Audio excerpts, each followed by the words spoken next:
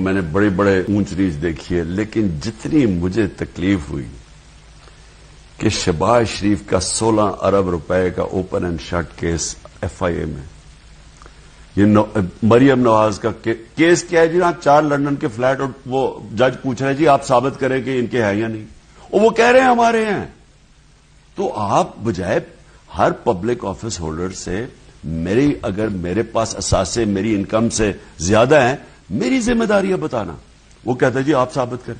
یعنی جو مجھے تکلیف ہوئی کہ جو لوگ اس ملک کو لوٹ کے پیسہ باہر، اصل غداری ہے لوٹ کے پیسہ باہر لے کے جانا، اور ان کو آپ چھوٹ دے رہے ہیں۔ بلکہ کسی دنیا کی اسمبلی میں یہ نہیں ہو سکتا کہ میں اسمبلی میں جاؤں، ہم سب مل کے قانون وہ پاس کریں جس سے ہم ہی بری ہو جائیں، یعنی ہم اپنی چوری اپنی بچائیں۔ یہ کسی دنیا کی ڈیموکریسی میں نہیں ہوتا۔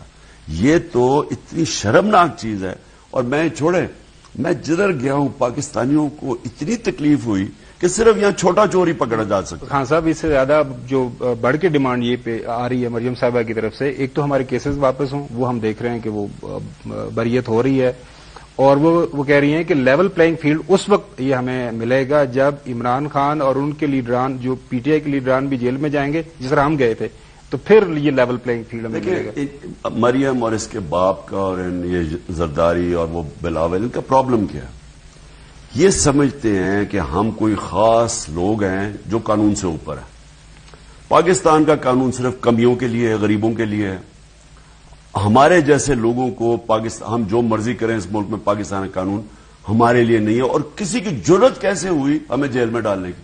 کیونکہ عمران خان نے ہمارے اگینسٹ کیمپین کیا کہ احتساب کی، اس لیے اب اس کو جیل میں ڈالا جائے۔ ان کی یہ تھنکنگ ہے۔ دیکھیں، میں آپ کو ایک بات بتا دوں، یہ ملک کی کوئی فیوچر نہیں ہے۔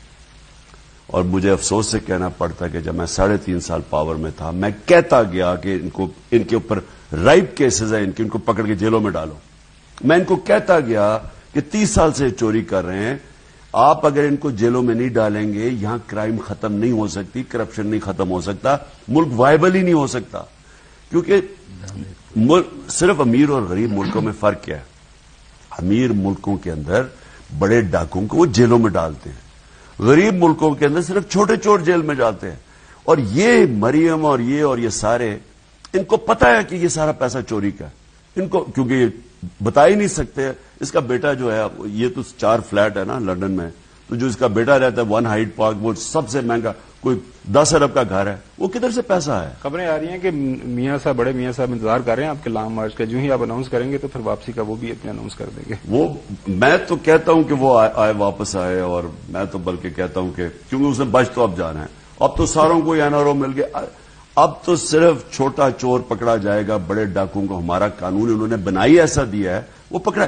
وائٹ کالر کرائم کو پکڑنا ناممکن ہو جائے گا، پہلی مشکل تھا، اب تو ناممکن ہے۔